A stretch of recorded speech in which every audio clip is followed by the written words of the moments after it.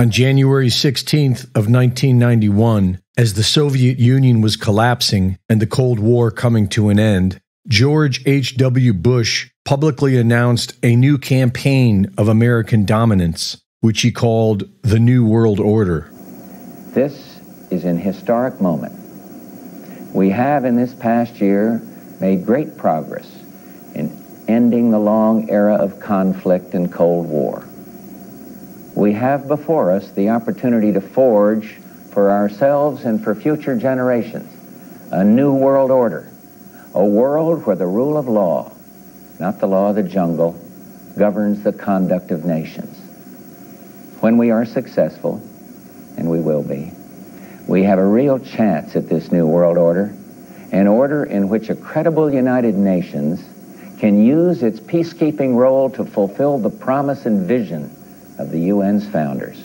Vladimir Putin told Oliver Stone that in the year 2000, he asked President Clinton if Russia could join NATO, which he said made the American delegation very nervous. They were not interested in world peace. They had different plans. In 1997, the Project for the New American Century was founded by William Kristol and Victoria Nuland's husband, Robert Kagan. In September of 2000, they published their agenda entitled Rebuilding America's Defenses, which outlined an ambitious and aggressive plan to achieve world dominance, starting in the Middle East and ending with Russia. The document acknowledged the fact that their world domination efforts would trouble American allies and could therefore be a long process absent some catastrophic and catalyzing event, like a new Pearl Harbor. A year after publishing this, 2,000 people were murdered in the World Trade Center and blamed on a small terrorist group created by the CIA. And with this catastrophic and catalyzing event, the plan for a new American century went into action. About 10 days after 9/11, I went through the Pentagon, and one of the generals called me, and he says, "We've made the decision. We're going to war with Iraq." This was on or about the 20th of September. I said, "We're going to war with Iraq. Why?" He said, "I don't know." So I came back to see him a few weeks later, and by that time we were bombing in Afghanistan. I said, "Are we still going to war with Iraq?" And he said, "Oh, it's worse than that." He said, "I just got this down from upstairs," meaning the Secretary of Defense's office today, and he said, "This is a memo that describes how we're going to take out 7 countries in 5 years, starting with Iraq and then Syria, Lebanon, Libya, Somalia, Sudan, and finishing off Iran."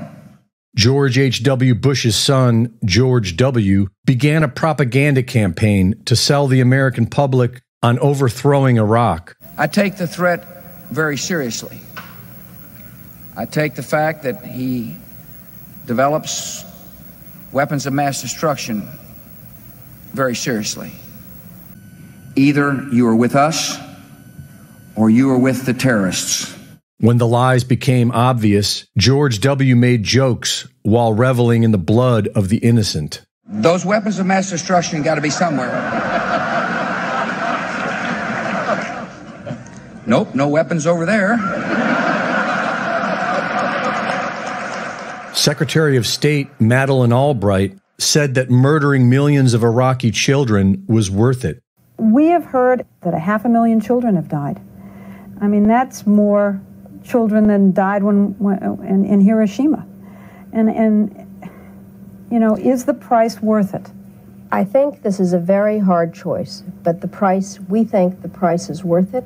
The power-hungry cabal, made up of close-knit families who practice multi-generational child abuse and mass mind control, began overthrowing sovereign nations, and murdering innocent civilians became the new norm for U.S. foreign policy. But their plan for global domination was failing, and starting in 2020, with the COVID scam, they began targeting U.S. citizens. They have become desperate, and they are going for broke, slaughtering innocent Palestinians to spark a war with Iran, and sacrificing the people of Ukraine to hopelessly take on Russia. These inbred families are getting old, and they are fighting for their lives. There is too much at stake for them to ever give up, which makes them more dangerous than ever. But they are few, and we are many, and they must be stopped.